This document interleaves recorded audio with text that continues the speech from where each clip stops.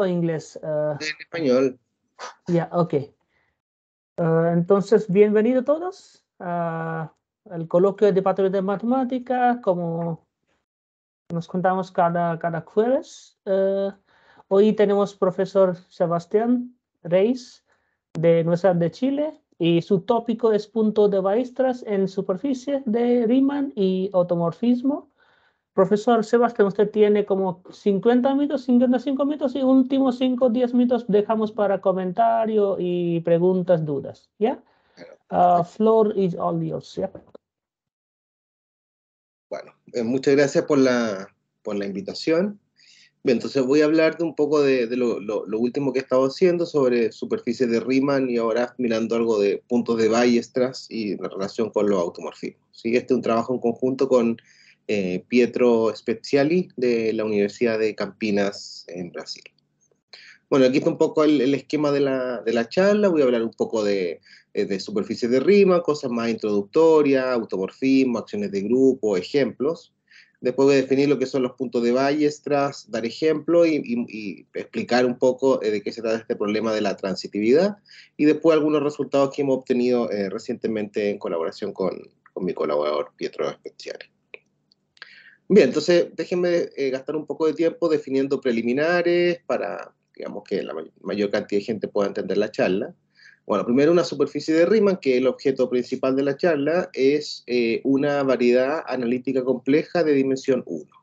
O sea, un espacio topológico con buenas propiedades que luce localmente como abierto del plano complejo, ¿sí? Sería como piensen en una variedad diferenciable, por ejemplo. Ahí uno le pide que en cada punto hay cartas locales que son, se ve como abiertos de Rn y los cambios de coordenadas son diferenciables. Bueno, en este caso, en cada punto se ve como un abierto al plano complejo y los cambios de coordenadas son aplicaciones holomorfas entre abiertos del plano complejo, ¿sí?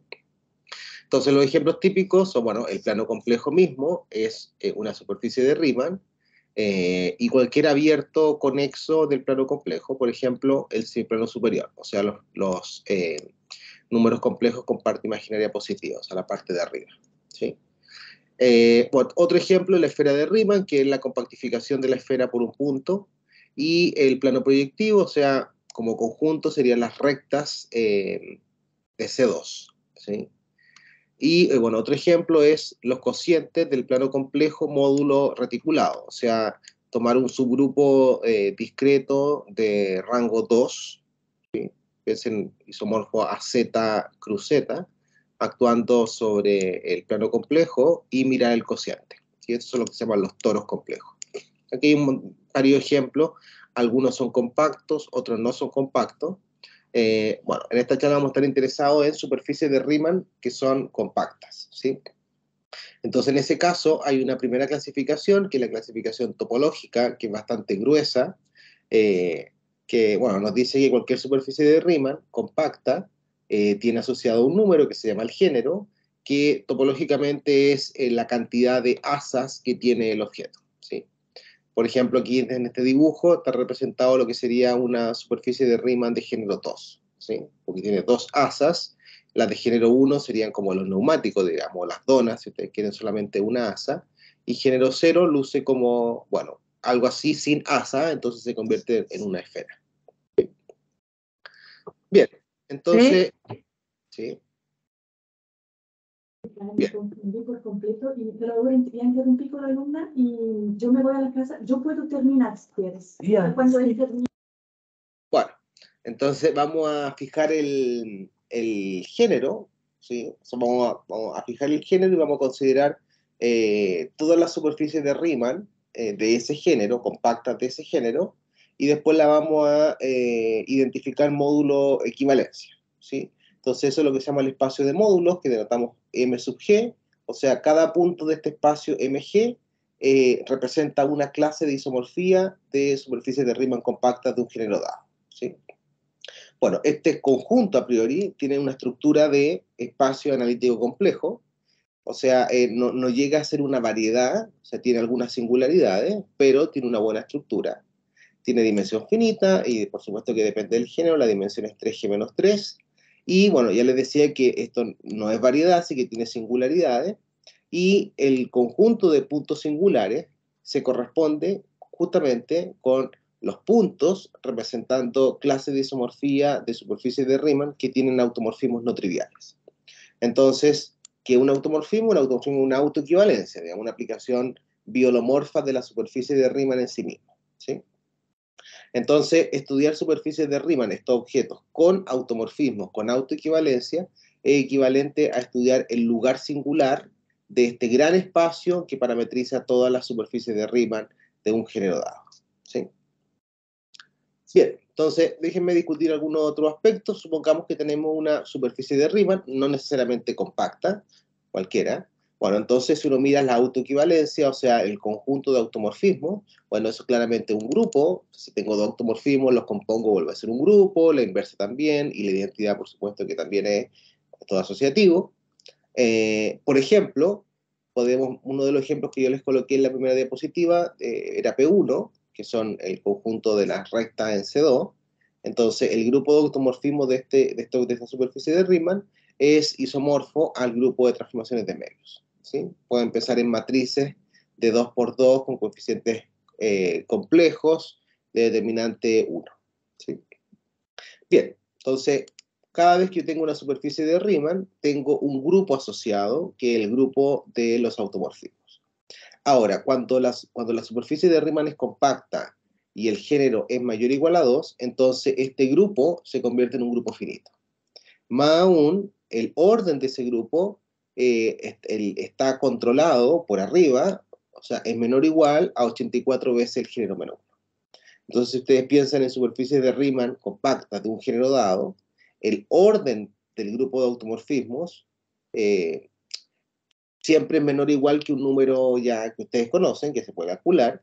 Entonces, una cantidad finita de posibilidades para la estructura algebraica del grupo de automorfismos, ¿sí? Y por otro lado, otro resultado clásico dice que cualquier grupo finito se puede realizar como grupo de automorfismo de alguna superficie de Riemann compacta. O sea, ustedes toman el grupo finito que ustedes quieran y van a poder construir una superficie de Riemann en el cual ese grupo se puede ver como un grupo de automorfismo de la superficie. Bien, ahora para estudiar superficie de Riemann hay dos equivalencias clásicas que sirven mucho. La primera es la equivalencia entre superficie de Riemann compacta y grupo fucsiano, ¿sí? Entonces, hay una correspondencia biyectiva en clase de isomorfía entre las superficies de Riemann compactas de género mayor o igual a 2 y los espacios de órbitas, ¿de qué cosa? Del semiplano superior por la acción de un grupo discreto, ¿sí? Esos grupos discretos son lo que se llaman grupos fucsianos. O sea, subgrupos del grupo de automorfismo de este objeto, bueno, naturalmente actúan sobre H. Cuando uno hace el cociente, eso queda una superficie de Riemann. Y entonces tenemos una biyección entre estos dos objetos. O sea, si me dan una superficie de Riemann, siempre la puedo escribir como el semiplano superior módulo la acción de un grupo. Y todos los objetos que son el semiplano superior módulo la acción de un grupo, a su vez, tienen estructura de superficie de Riemann. Entonces aquí uno se puede pasar desde el mundo de la superficie de Riemann, que son objetos definidos de forma analítica, a estos espacios de órbitas por grupos fucsianos. Bien, entonces para poder describir un poco más la superficie de Riemann tengo que hablar de estos, de los grupos fucsianos compactos. Como les dije, nos interesan superficies de Riemann compactas, ellas se corresponden con grupos fucsianos que dan lugar a superficies de Riemann compactas. Eso se llaman los grupos cocompactos, ¿sí? Entonces tengo que definir lo que es la asignatura. Siempre que yo tenga un grupo fucsiano, tengo asociado esta tupla, que se llama la asignatura, que aparece en L+1 dicho, donde ¿quiénes son? El primer número que aparece es el género del cociente, ¿sí? O sea, me dan el grupo fucsiano, yo hago el cociente H cortado por ese grupo, eso va a tener un género, es el primer número que se coloca aquí. Y después uno mira esto que está aquí, que es el cubrimiento universal, porque H es simplemente conexo. Entonces, bueno, eso es casi un cubrimiento, tiene algunas ramificaciones. Entonces, esos números que aparecen, los índices de ramificación, son los números que uno coloca acá, ¿sí? Bien, entonces, ¿para qué definir la asignatura? Porque cuando tenemos esta equivalencia entre superficies de Riemann y espacios de órbitas por grupo fucsiano, entonces ahora queremos traducir cuando hay una acción de un grupo, ¿sí? Entonces, un grupo finito G va a actuar en una superficie de Riemann S, que la vamos a escribir de esta forma por la equivalencia que dije antes, si y solamente si ocurre lo siguiente. Hay un grupo fucsiano delta y hay un epimorfismo desde ese grupo fucsiano, que estamos diciendo que existe, al grupo finito que traíamos de la parte 1, de tal suerte que el núcleo de este epimorfismo es exactamente el grupo gamma que aparece aquí, que sabemos que existe cuando ocupamos la equivalencia anterior. Entonces este teorema que está acá da condiciones necesarias y suficientes para que un grupo actúe en una superficie de Riemann. Recordemos que un grupo actúe en una superficie de Riemann significa que el grupo yo lo puedo inyectar en los automorfismos. O sea, dentro de los automorfismos tengo una copia del grupo finito abstracto, ¿sí? Entonces esto es un súper buen criterio porque nos permite llevar acciones de grupo simplemente a construir epimorfismos buenos. Epimorfismos desde grupos fucsianos a grupos finitos, de modo que el núcleo sea el gamma que queremos para que uniformice la superficie de Riemann, ¿sí?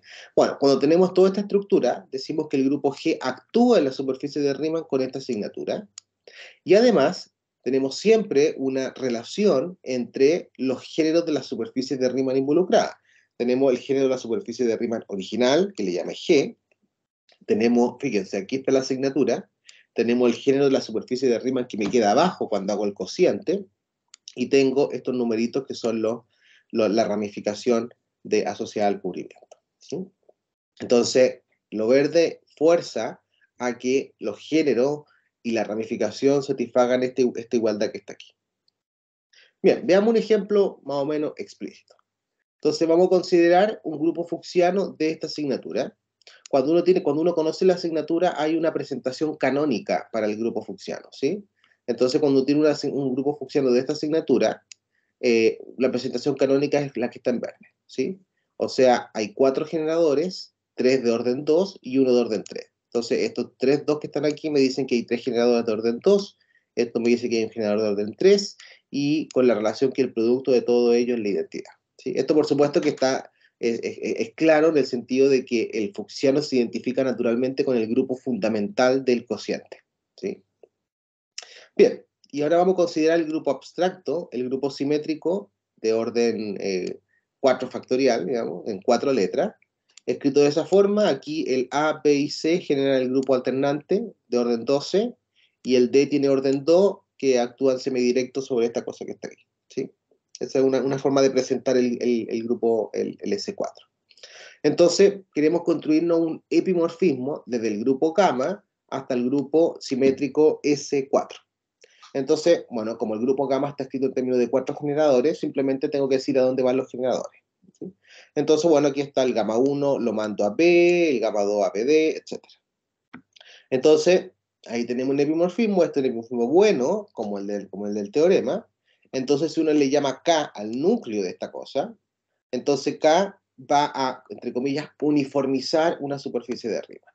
Entonces significa que ahora tomo H, lo corto por la acción de ese grupo K, que era el núcleo del epimorfismo anterior, y la teoría, el teorema de uniformización de Riemann, el teorema de existencia de Riemann, me dice entonces de que el grupo con el que partí actúa en la superficie de Riemann que construí, pero con la asignatura con la que partí, que era 2, 2, 2, creo que aquí, sí, está bien, aquí hay, no, está bien, 2, 2, 2, 3. O sea, el grupo S4 actúa en la superficie de Riemann que construimos teóricamente, digamos, con esa asignatura. Lo que nos falta es saber cuál es el género de la superficie de Riemann S. Solamente sabemos que tiene género G y tenemos que determinarlo. Bueno, en ese caso aplicamos la fórmula de Riemann-Hurwitz y metemos toda la información que tenemos aquí y nos da que el género es 3. Entonces, la conclusión de este ejemplo es que existe una superficie de Riemann de género 3 que admite la acción de S4 con signatura 2, 2, 2, 3. O sea, hay una superficie de Riemann de género 3, la cual contiene dentro de su grupo de automorfismos una copia isomorfa de S4, y cuando yo hago actuar ese grupo S4 en la superficie de Riemann, el cociente me queda de género 0, y el cubrimiento asociado, la aplicación canónica de paso al cociente, ramifica sobre 4 valores, 3 con este 2 asociado, o sea, que tiene que ver con los estabilizadores de la órbita, y un punto marcado con 3, o sea, hay un punto ahí órbitas cortas, digamos, con estabilizador de orden 3. Entonces así queda un poco el dibujo. Arriba tengo una superficie de Riemann de género 3, tengo el S4, y abajo tengo género 0, o sea, tengo P1 o la esfera de Riemann, como quieran decirlo, con 4 puntos marcados. Podemos suponer que 3 de ellos son infinitos 0, 1, y un cuarto punto que está ahí, un parámetro libre que le llamé T. ¿Sí? Bueno, aquí observaciones es que, bueno, por la teoría de grupos fucsianos, uno puede afirmar de que, fíjense aquí, toda esta construcción me dice que la superficie de Riemann tiene un grupo de automorfismo isomorfo S4. Así que una pregunta natural es saber si tiene más automorfismos, ¿sí? Bueno, uno ocupa la teoría de grupos fucsianos y puede asegurar de que genéricamente, o sea, el caso general, porque fíjense que aquí hay un parámetro libre, entonces hay muchas superficies de Riemann con esta construcción. Genéricamente, la superficie de Riemann no tiene más automorfismo, ¿sí? Y además tiene una propiedad adicional, que es el hecho de ser no hiperelíptica. Una superficie de Riemann es hiperelíptica cuando tiene una involución que tiene exactamente 2G más 2 puntos fijos, y cociente entonces va a ser la esfera, ¿sí? Bueno, esta es no hiperelíptica, ¿sí? En todo género existe al menos una superficie de Riemann hiperelíptica, entonces siempre cuando uno se encuentra con una superficie de Riemann, una pregunta natural es saber si es hiperelíptica o no, porque las hiperelípticas tienen un comportamiento mucho más amigable, uno puede describirla de mejor manera. En este caso no es hiperelíptica. Bien, entonces un poco lo que les decía, fíjense en el dibujo anterior, abajo tengo la esfera con 4 puntos fijos. En la esfera, cuando yo tengo 3 puntos fijos, cuando tengo 3 puntos, siempre puedo suponer que esos 3 puntos, módulo un automorfismo, son infinito 0, 1. Entonces me queda, como tenía 4 puntos, me queda un parámetro libre. Entonces yo puedo ir moviendo ese parámetro, y en el fondo estoy encontrando muchas superficies de Riemann con esta construcción, ¿sí? En verdad, entonces tengo una familia o un parámetro. Entonces es una familia unidimensional compleja. Entonces, dentro del lugar singular de las superficies de Riemann de género 3, o sea, miramos todas las superficies de Riemann de género 3 con automorfismos, y adentro es un objeto que tiene dimensión 6. Y adentro estoy viendo una cosa que tiene dimensión 1, donde todos los miembros de esta curvita roja que está aquí en el dibujo son superficies de Riemann con acción de S4 con asignatura 0, 2, 2, 2, 3. Y bueno, uno va a la teoría me dice de que este conjunto no es solamente un conjunto, sino que es una subvariedad algebraica irreducible cerrada de M3. ¿Sí? O sea, tengo una subvariedad adentro del lugar singular que tiene dimensión 6 en este caso. Bien, hay una segunda equivalencia que también es súper útil muchas veces, que es vía curva algebraica. Probablemente ustedes han escuchado por ahí en alguna parte de que hablar de superficies de Riemann compactas es lo mismo que hablar de curva algebraica, ¿sí? Entonces uno se puede mover de un lado a otro de la equivalencia de acuerdo al problema que quiera estudiar. A veces es más fácil mirar la superficie de Riemann como una variedad analítica compleja y concluir objeto ahí y traspasar esa información al mundo de las curvas algebraicas, o a veces mejor es irse inmediatamente al caso de las curvas algebraicas y trabajar con un modelo explícito, por ejemplo, y después volver y concluir desde el punto de vista analítico, ¿sí? Uno eso siempre lo puede hacer. El problema que ocurre es que obtener modelos algebraicos explícitos, cuando uno conoce la superficie de Riemann, en general es difícil. Entonces, si yo sé que yo tengo una superficie de Riemann que tiene ciertas propiedades que la hacen única, o sea, existe una única superficie de Riemann con tales propiedades, encontrar el modelo algebraico que la representa o un modelo algebraico que la represente, en general es un problema muy difícil, salvo casos excepcionales, ¿sí? Bueno, veamos los casos más sencillos. Cuando yo tengo una superficie de Riemann de género 0, eso solamente puede ser módulo isomorfismo en la esfera de Riemann, y la esfera de Riemann siempre uno la puede escribir como una línea en P2. Entonces esto es muy fácil en género 0 escribirlo como una curva algebraica. Para las superficies de Riemann de género 1, que son los toros complejos, ellos siempre son isomorfos a lo que se llama las curvas elípticas, o sea, cúbicas lisas en P2, si ustedes quieren, ¿sí? Que también se pueden llevar a una forma normalizada. O sea, este caso es está bastante bien descrito. Pero, como les decía, cuando el género es mayor o igual a 2, la correspondencia es mucho más difícil, salvo situaciones más especiales como el caso hiperelíptico, que no es nuestra situación en el ejemplo que les di anteriormente. Bien, entonces veamos un ejemplo más o menos explícito, que es lo que se llama estas curvas de Kuribayashi-Komilla. Entonces vamos a tomar un número complejo, que lo único que le vamos a pedir es que no sea ni menos 1 ni más menos 2, y vamos a considerar la curva que está en verde, ¿sí? Eso está en P2, así que eso es una curva. Bueno, los valores de t que le saqué, que el menos 1 y el más menos 2, justamente un enlace para que la curva sea suave, o sea, todo funcione bien. Y uno puede ver de que esas transformaciones A, B, C, D son automorfismos y generan un grupo isomorfo AS4, nuevamente el grupo simétrico de orden 24. Bueno, y eso está dentro del grupo de automorfismos de cada una de estas curvas para cualquier T. Bien, entonces ahora podemos considerar el conjunto. Uy, no sé qué dice. No sé qué dice, a ver. Ahí sí, volví. A ver, algo dice. Ahí sí, ahí sí.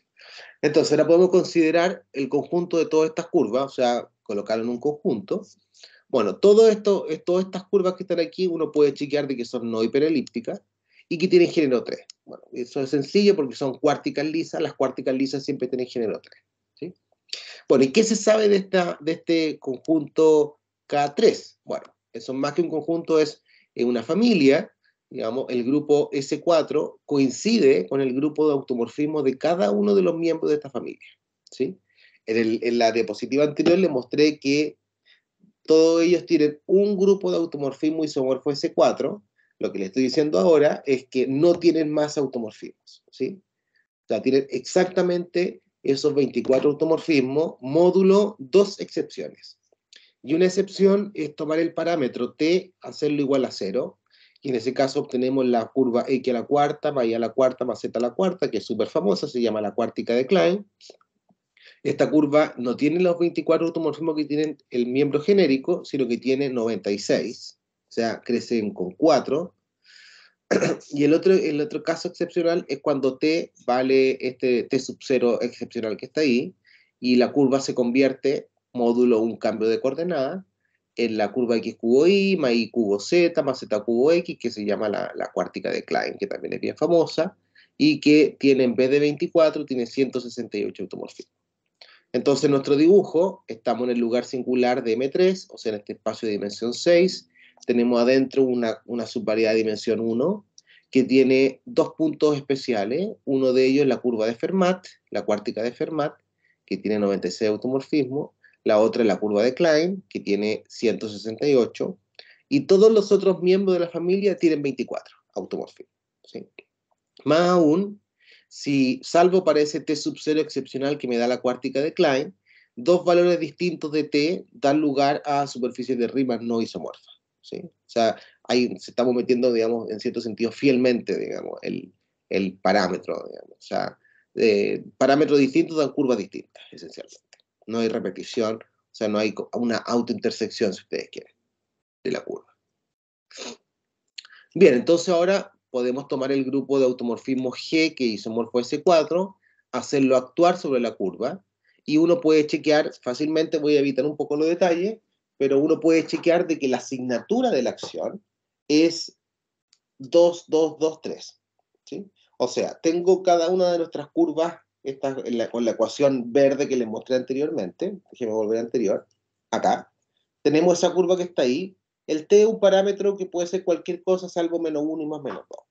Y tenemos este grupo G que está generado por estas cuatro transformaciones. Entonces tengo arriba esta curva, que es una superficie de Riemann, y tengo actuando este grupo de automorfismo.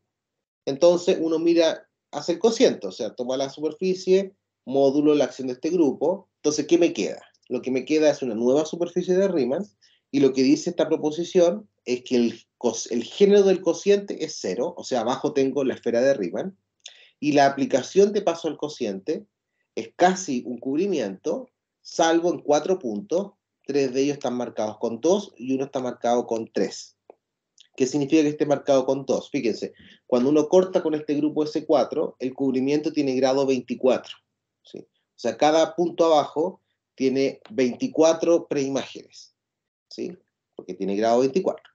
Entonces lo que dice esto es que hay 3 puntos abajo cuya fibra, cuyo conjunto de preimágenes no son 24 puntos, sino que son 24 dividido por 2, que es el número que está ahí.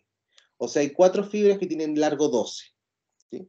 Y hay una fibra, o sea, hay un punto abajo, cuya fibra, en vez de tener 24, tiene 24 dividido por 3, tiene 8 puntos. ¿Sí? O sea, hay exactamente 4 órbitas cortas arriba, y todas las otras son órbitas largas. ¿Sí? Bien, bueno, me voy a saltar un poco la demostración para poder explicar lo otro con más calma. Entonces, ¿cuál es la conclusión de esto?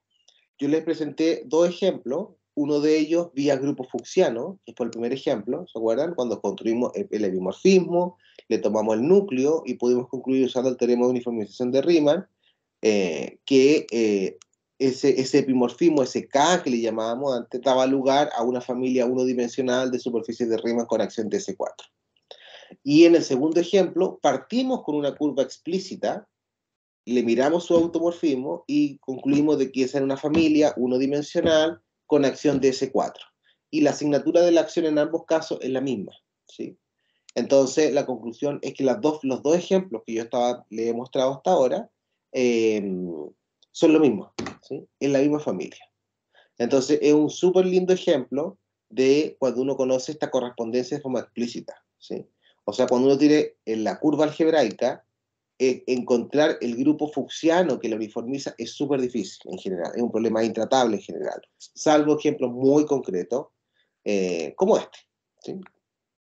Bien, una observación es que, bueno, estas familias han sido estudiadas por Kuribayashi, Comilla, Sekita, varios autores, Dolgachev también las ha mirado. Hay un artículo del 97 de González Aguilera y Rodríguez, donde ellos estudian también esta familia y se preocupan bastante de la variedad jacobiana de estos objetos y de la intersección de estos puntos en el borde del espacio de módulos, ¿sí? Que se convierten en curvas degeneradas con nodos.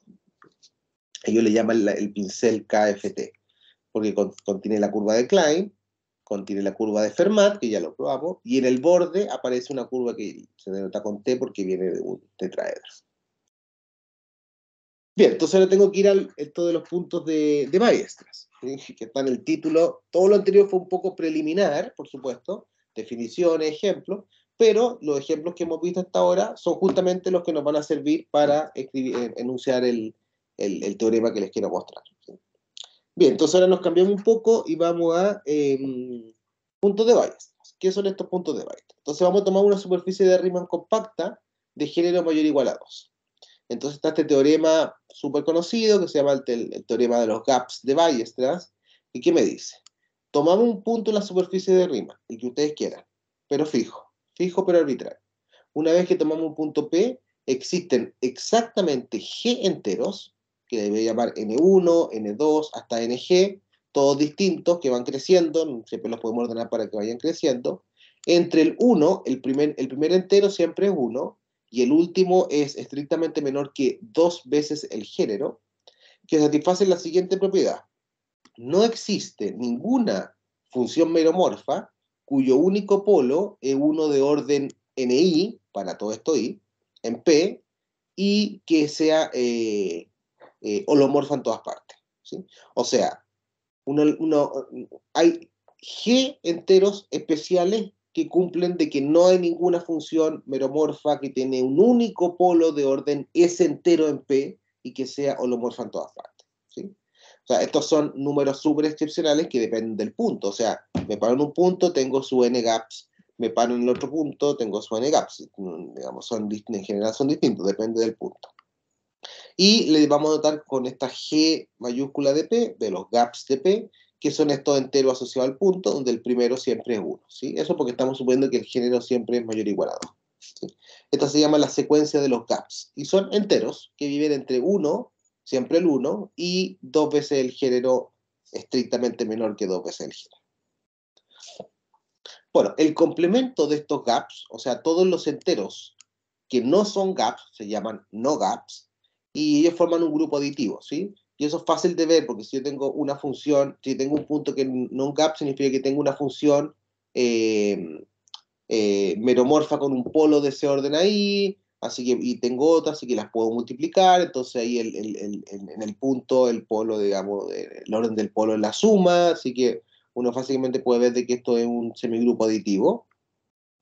Bien, entonces vamos a decir que un punto es un punto de la superficie de Riemann. ¿Es un punto de Weierstrass? Sí. Su secuencia de gaps es distinta a 1, 2 hasta G. ¿Sí?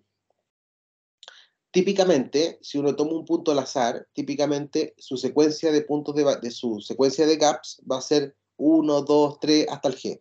¿Sí? Entonces, lo excepcional es que no sea esa. Entonces, todos los puntos cuya secuencia de gaps no es la esperada son los que se llaman los puntos de Weierstrass. ¿Sí? Y esto uno lo puede decir de forma equivalente.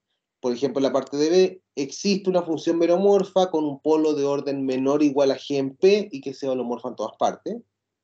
Existe un no gap menor o igual a G, y una forma alternativa de decirle, que quizás la más útil, uno siempre puede definir lo que se llama el peso de Weierstrass, el peso del punto, que es tomar el primer non-gap, restarle 1.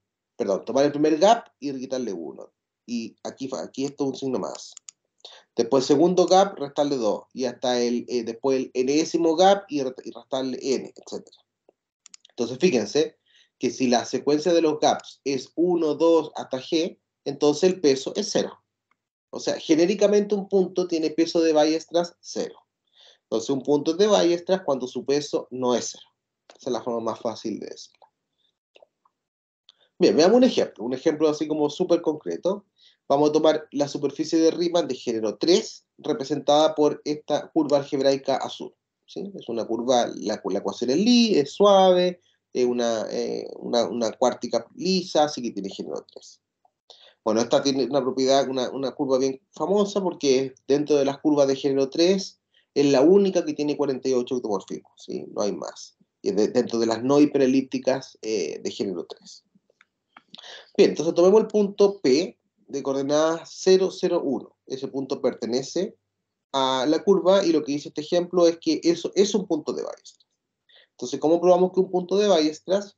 Bueno, tomemos la proyección en la primera coordenada, tomemos la proyección en la segunda coordenada, y uno puede ver de que la función meromorfa 1 partido por x tiene un polo de orden 4 en el punto P, y holomorfa en todas las otras partes, y la función meromorfa y partido por x tiene un polo de orden 3 en el punto, y holomorfa en todas partes.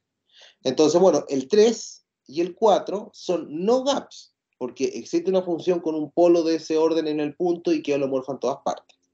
Bueno, si el 3 es no gap, como el conjunto de no gaps es un semigrupo, el 6 tampoco es no gap, ¿sí? 3 más 3.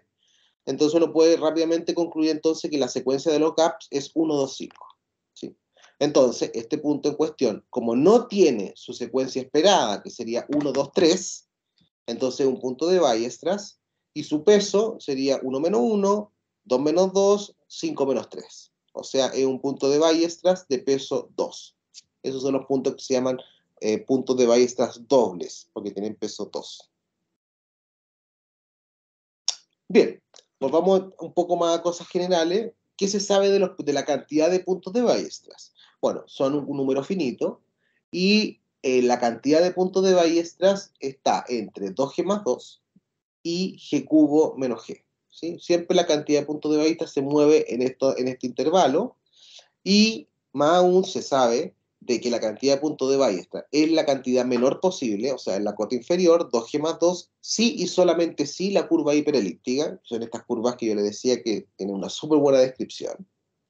Y en el otro extremo es el caso genérico, ¿sí? Si yo elijo al azar una curva genérica de género G, entonces ella va a tener g cubo menos g puntos de Weierstrass, ¿sí? Entonces, en un extremo es un caso súper conocido, que es el caso de la curva hiperelíptica, y en el otro extremo, tengo el caso genérico, ¿sí? Así que todos los casos interesantes que uno quiere, que son las curvas que tienen simetrías, que no son genéricas, digamos, o sea, tienen simetría, tienen automorfismo, y que no son las hiperelípticas, porque ya las conocemos bastante bien, se viven en este mundo entre medio, ¿sí? Bueno, el peso, ¿qué más se sabe? El peso de un punto de Weierstrass, que es este número que uno calcula simplemente haciendo una suma, se mueve entre 1 que en ese caso uno habla de los puntos de Weierstrass simples, y G veces G-1 partido por 2. Este es el caso de la hiperelíptica, ¿sí? Y después tenemos el peso, lo que se llama el peso total, que es simplemente sumar los pesos de todos los puntos de Weierstrass, y no es difícil verificar de que esa suma es siempre G cubo menos G. Esto pareciera ser en amarillo, pareciera ser una suma formal, pero como la cantidad de puntos de Weierstrass es finita, entonces esto en verdad es una suma finita, porque si no es punto de Weierstrass, suma 0, el peso es 0. Bueno, hay teoremas que dan cotas mejores, mejoran esta cota azul que tengo arriba, cuando el caso no es hiperelíptico, ¿sí? O sea, si la curva no es hiperelíptica y tengo un punto de Weierstrass, entonces el peso está cotado por arriba por estos números de acuerdo al género. O sea, son cotas mejores para el peso en el caso de que el punto no sea de Weierstrass. Perdón, en el caso de que la curva no sea hiperelíptica. Bien, entonces, observaciones. Si yo tengo una superficie de Riemann y tengo un grupo de automorfismo, de hecho podemos pensar en todo el grupo de automorfismo, le vamos a llamarle G al grupo completo de automorfismo. Entonces, es fácil verificar de que si yo tengo un punto de Weierstrass y le aplico un automorfismo, muevo ese punto por un automorfismo, entonces lo que me queda, nuevamente un punto de Weierstrass, ¿sí? Simplemente tomar la definición y cambiar el punto por el punto movido por un automorfismo. Entonces, de la definición se deduce que inmediatamente se vuelve a ser un punto de Weierstrass. Y el peso de los puntos se mantiene. Entonces, ¿qué quiere decir esto? Si yo soy capaz de encontrar un punto de Weierstrass, lo persigo por la órbita de la acción del grupo de automorfismo y tengo un montón de puntos de Weierstrass y todos esos puntos tienen el mismo peso, ¿sí?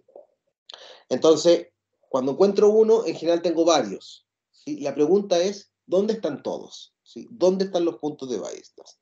Y cuando yo digo todo, cuando yo escribo ahí ¿dónde? En rojo, en un dónde entre comillas, o sea, quiero localizar dónde está, porque los puntos de Weierstrass se separan en órbita. Encuentro uno y tengo toda su órbita. Encuentro otro y tengo toda su órbita. Entonces yo quiero saber si son órbitas largas o si son órbitas cortas, cuántas largas hay, cuántas cortas hay, etc.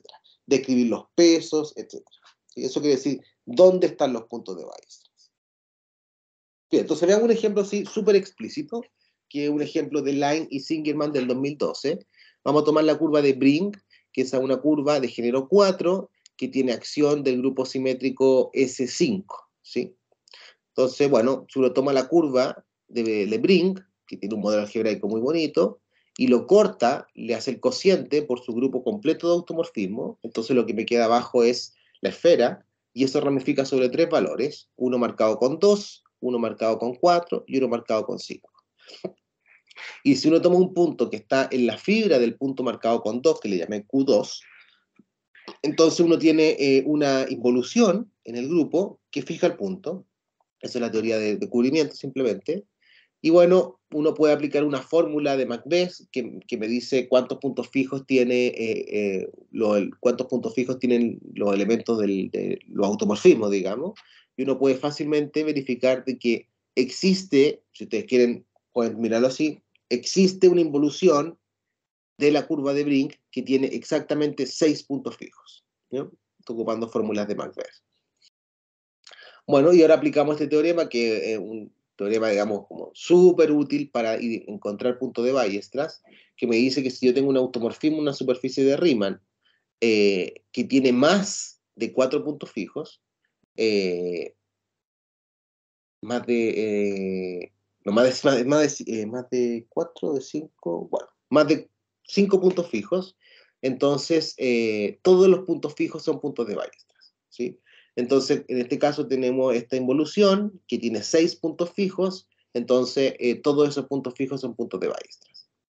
Ahora, ¿cuántos son? Bueno, la fibra, o sea, estos puntos que sabemos que son de Weierstrass, es la fibra de Q2, y la fibra de Q2 consiste exactamente de 60 puntos de Weierstrass. Y una curva de género 4, lo máximo, la cantidad máxima de puntos de Weierstrass que puede tener son exactamente 60.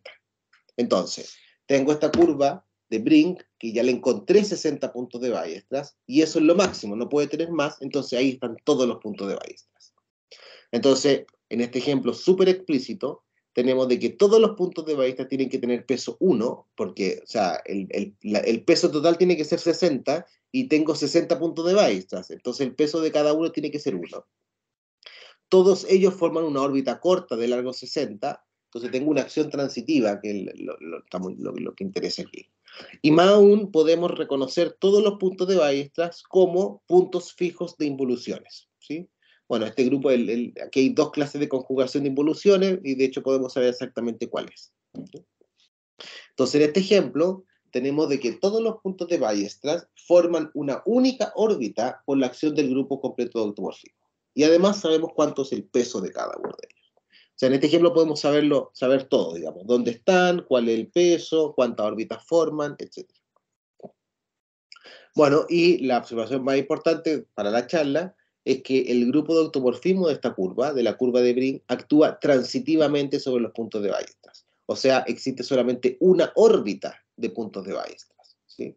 Vuelvo a enfatizar, los puntos de Weierstrass, como si tengo un punto de Weierstrass y hago actuar el grupo de automorfismo, voy encontrando un montón de puntos de Weierstrass. Entonces ellos siempre están formados forman órbitas por la acción del grupo de automorfismo. Que actúe transitivamente, queremos decir de que todos los puntos de Weierstrass están en una única órbita, eso es. Entonces tenemos transitividad. Entonces la pregunta natural es si hay más ejemplos de curvas o de superficies de Riemann en las cuales su grupo de automorfismo actúe transitivamente sobre los puntos de Weierstrass, ¿sí? Y esa es la pregunta que motivó este trabajo. Entonces déjenme darle algunos ejemplos conocidos. Entonces, ejemplos conocidos, esta curva que se llama la curva de Akola-McLachlan, que es súper útil, famosa, aparece en muchos contextos. Esta es una curva hiperelíptica, o sea, de estas bonitas que yo les decía. Y aquí tenemos acción transitiva en los puntos de Weierstrass. Esto es como hiperelíptica, los puntos de Weierstrass se conocen y no es difícil probar de que independiente de quién sea el G, o sea, para cualquier G ocurre que hay transitividad. Otro ejemplo es la cuártica de Fermat. O sea, la curva dada por x a la cuarta más y a la cuarta más z a la cuarta igual 0. ¿Sí? Si ustedes cambian este 4 que del exponente por un n en general, obtienen lo que se llama una curva de Fermat de grado n. ¿Sí? O sea, para cualquier n tenemos una curva de Fermat de grado n. Entonces, dentro de todas las curvas de Fermat, la que tiene exponente 4 es la única que admite acción transitiva. ¿Sí? Lo cual es bastante interesante porque las curvas de Fermat son súper famosas, súper simétricas, se conoce esencialmente casi todo, pero de todas ellas, solamente la que tiene grado 4, que tiene género 3, admite acción transitiva. Todas las otras no. ¿Sí? Eso lo probó Singerman y Line. Bueno, el tercer ejemplo es la curva de Bring, que ya la discutimos digamos, con detalle. ¿Sí? La curva de Bring tiene acción transitiva. Después tenemos la cuártica de Klein y la curva de Macbeth. Esas curvas son súper simétricas y ambas tienen acción transitiva, ¿sí? Estas curvas que son súper simétricas son aquellas que tienen la cantidad máxima posible de automorfismos. Esas se llaman curvas de Hurwitz, ¿sí? Una curva de Hurwitz es una curva que tiene 84 veces G-1 automorfismo, o sea, llega al número máximo que puede haber. Pero entonces después del ejemplo D, la curva de Klein es la de género 3 que tiene la mayor cantidad de automorfismo. La curva de Macbeth es la curva de género 7 que tiene la cantidad máxima de automorfismo. Entonces uno podría preguntarse si las curvas de Hurwitz, o sea, estas curvas que tienen el número máximo de automorfismo, ¿será que todas ellas tienen acción transitiva? Y la respuesta es no. Porque si yo tengo una curva que alcanza la cota máxima de automorfismo y la curva tiene género más que 14, entonces no hay acción transitiva. Eso lo probó en el 2006 Magari y Forkline. Y para género 14, uno sabe de que en género 14 hay 3 curvas con el número máximo de automorfismo y es un problema abierto. No se sabe si hay acción transitiva o no, si las 3 se comportan igual o no, está completamente abierto. ¿Sí? Porque todas las herramientas usadas en los casos anteriores justamente fallan en el caso de género 14. Bien, entonces, en el caso, si volvemos a los ejemplos anteriores, en el caso hiperelíptico, que es el que está acá, entonces ocurre de que para cualquier G existe una curva hiperelíptica con acción transitiva. O sea, hay infinitas. Para cualquier G hay, así que tenemos en el caso hiperelíptico hay infinitas curvas con acción transitiva. Pero para el caso no hiperelíptico, no se sabe. No se sabía, digamos, cuando empezamos a estudiar esto. la pregunta era si hay una cantidad infinita de ejemplos de curvas no hiperelípticas donde haya acción transitiva, ¿sí? Y eso es justamente el teorema que les quería mostrar, de que cuando nosotros empezamos a trabajar esto nos dimos cuenta de que habían súper pocos ejemplos de curvas no hiperelípticas que tuvieran acción transitiva en sus puntos de Weierstrass. Y solamente en el caso hiperelíptico teníamos una colección infinita que eran las curvas estas súper conocidas, que son las curvas de Akola-Maclaurin, ¿sí? Entonces lo que nosotros probamos es que en el caso no hiperelíptico existen infinitas superficies de Riemann con grupo de automorfismo actuando transitivamente en puntos de Weierstrass, ¿sí? Bueno, y esta pregunta fue motivada por una pregunta de Lang y Zingerman, que yo en su artículo ahí, al final, en la conclusión del artículo, cuando prueban esto de que las curvas de Akola-Maclaurin tienen acción transitiva, ellos preguntan, bueno, sería interesante tener más ejemplos, no dicen de forma explícita que queremos infinitos en el caso no hiperelíptico, pero ellos se dan cuenta de que esto es una cosa muy rara, ¿sí? De que tener acción transitiva es tanto fuerte que te lleva a rápidamente que hayan pocos ejemplos, ocupando las herramientas que ellos trabajan. Entonces ellos preguntan si existirán infinitas, si existirán, no infinitas, si existirán otros ejemplos, ¿sí? El que pregunta por si hay una cantidad finita lo hace Magari for Klein, cuando ellos prueban de que no hay curva de Hurwitz en género mayor que 14 con acción transitiva. Entonces ellos, de hecho, ellos, no voy a decir que conjeturan, pero sí ellos esperan, dicen que es una expectation, ellos esperan de que no hayan infinitud de ejemplos, y nosotros, bueno, justamente decimos que no, digamos, nosotros probamos de que sí hay infinito de ejemplos, y bueno, la prueba no se la voy a dar para no aburrirlos con detalles técnicos, pero estos infinitos ejemplos vienen dados por este ejemplo que discutimos 2 veces, que lo describimos vía grupos fuchsianos y que lo describimos vía curva algebraica, que es esta familia de... voy a volver un poquito atrás. Déjeme volver atrás para no... Esa. Todas estas curvas que están aquí tienen acción transitiva, ¿sí? Entonces, bueno, muevo el T y obtengo infinitas, así que ahí obtengo la infinita que quiera. O sea, infinitas ya en género 3 aparecieron infinitas. Entonces uno le gustaría ahora preguntarse si hay otros géneros en los cuales hay infinita, en eso estamos trabajando, pero al menos puedo, digamos, adelantar, digamos, de forma más o menos informal, de que al menos, por ejemplo, hasta género 8 no hay infinito de ejemplos, ¿sí? De hecho, hay géneros en los cuales no hay ejemplos, no hay superficie de Riemann con acción transitiva. Bien, no voy a discutir de la demostración porque mi idea es justamente darle como una idea general. Pero para terminar, simplemente un comentario de que Lang y Zingerman, en su trabajo donde dan todos los ejemplos conocidos, también estudiaron transitividad, pero agregándole una condición adicional, que todos los puntos de Weierstrass sean simples, o sea, que todos los puntos tengan peso 1. Un ejemplo de eso es la curva de Brink, ¿sí? Cuando vimos la curva de Brink, yo les mencioné de que en la curva de Brink tiene género 4, en género 4 la cantidad de Weierstrass, la cantidad de puntos de Weierstrass, lo más grande, lo más alta que puede ser es 60, esa curva tiene 60 puntos de Weierstrass, eso obliga a que el peso tenga que ser 1. O sea, hay acción transitiva y además todos los puntos de Weierstrass tienen peso 1. Entonces, bueno, un ejemplo es la curva de Brink.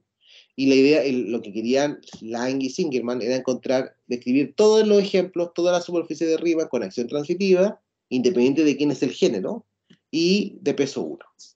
Y ellos dieron una respuesta parcial y justamente dejaron fuera, y que con las herramientas que ellos tenían no podían concluir, dejaron fuera justamente la acción de S4 en género 3 con esa asignatura, que es el ejemplo que hemos estado discutiendo durante toda la charla. Entonces, bueno, para no ir terminando, bueno, ocupamos algunos resultados de Del Centina, de Kims, de Martens, que estudian puntos de Weierstrass con el peso máximo, y finalmente completamos el teorema de Lang y Zingerman, y nosotros probamos de que hay acción transitiva en puntos de Weierstrass, y si suponemos que todos los puntos de vista son simples, o sea, todos tienen peso 1, entonces eso ocurre sí y solamente si una de las siguientes cosas ocurre. El género es 4 y la curva es la curva de Brin, o el género 3, el género es 3 y la curva pertenece a nuestra familia, a la de nuestro ejemplo, para algún parámetro t que no puede ser 0 y que no puede ser 3.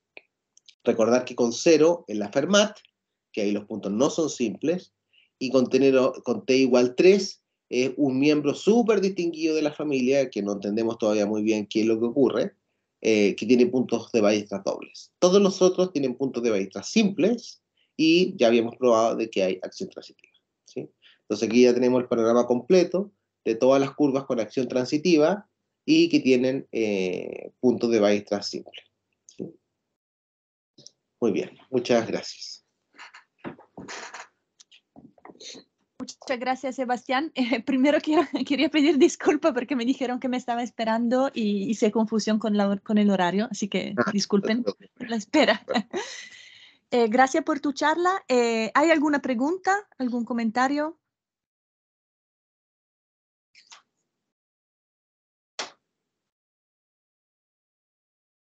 Yo tengo una pregunta quizá muy ingenua, pero no sé tampoco si dijiste algo. No, la pregunta es, el hecho que la acción en lo punto de Weierstrass sea transitiva, ¿te da directamente alguna restricción sobre la estructura del grupo de automorfismo? No sé si, Sí. digamos, la demostración va por todo otro camino. No, sí, o sea, cuando tú le pides que haya acción transitiva, o sea, primero con eso impone un montón de condiciones numéricas sobre el grupo de automorfismo. O sea, te queda súper rígido. Y la estrategia es, bueno, ya tenemos un montón de condiciones necesarias que te fuerzan un montón, y después empezar a estudiar, bueno, cuando el género es chico uno puede hacerlo caso a caso. ¿Te fijas? Pero después cuando te pones a estudiar, digamos, casos más... Para este caso, que es género 3, uno lo puede hacer caso a caso porque tiene la lista, ¿cierto? Sí. Pero cuando le quita esa condición de que el género es chico, ya, claro, tienes que ver, no sé, por la estructura algebraica del grupo queda forzada, no sé, por los grupos de Silo, cómo tienen que ser. Ya eso te empieza a forzar la estructura algebraica del grupo. Por Pero ejemplo, después me imagino, Sí, sí. No, digo, me imagino, ese como primero hacen este análisis, pero después como que ingresará la geometría para descartar alguno, me imagino. Claro, exactamente. Va por ahí, allá. Exactamente. Por ejemplo, si tú tienes dos automorfismos, por ejemplo, si tú tienes un automorfismo que tiene muchos puntos fijos y sus puntos fijos están en órbitas distintas, ya no puede ser, digamos. ¿Te fijas? Entonces le empieza a colocar y le pide cómo tienen que ser los normalizadores de los subgrupos cíclicos, ¿te fijas? Porque la cantidad de puntos fijos está relacionada con el normalizador del cíclico que genera. Entonces te empieza a acotar los órdenes de los normalizadores de los subgrupos cíclicos. Pero tienen ejemplos donde, no sé, hay el mismo grupo como grupo abstracto que actúa una vez transitivo, uno no, por ejemplo. Claro, por ejemplo, en género 3, el S4 actúa con signatura triangular, en otro caso. Entonces, hay transitivo con signatura con 4 puntos, y cuando le pones con la otra acción del S4, que es con 3 puntos marcados, esa no es transitiva. Entonces, es como bien tricky, digamos. Me imagino que, bueno, tampoco si uno fija la estructura de grupo y la asignatura, o sea, algo de la asignatura tampoco puede concluir, me imagino, o sea, igual... Esa es una estrategia que estamos mirando, por ejemplo, cuando lo hizo Magari for Klein, y ellos prueban de que no hay curvas de Hurwitz, digamos con 84 G-1 automorfismo para género mayor que 14, en el fondo ellos empezaron a estudiar los grupos funcionales de asignatura 237. ¿Te fijas? Solo con el 237 y empiezan a concluir. Entonces, la estrategia que estamos mirando ahora es, por ejemplo, uno podría decir, miremos grupos fucsianos de asignatura 238. Entonces ahí pasamos al 48 G-1, y claro, mirar cómo el grupo fucsiano, cómo tiene que ser el grupo finito, y tenemos algunos avances en ese sentido, digamos, pero todavía una teoría general es difícil, digamos. Lo que sí tenemos claro es que acción transitiva es una cosa muy rara, muy esporádica. Claro. Sí, ya. Muchas gracias. No, ¿Hay alguna pregunta más? ¿Algún comentario? Bueno, si no, entonces agradecemos de nuevo a Sebastián. Muchas gracias. Gracias a ustedes por la invitación. Gracias a ti. Esperamos que pueda venir de persona quizá a futuro. Bueno, cuando quieran. Muchas gracias. Chao a Chao, todos. chao, chao. Chao.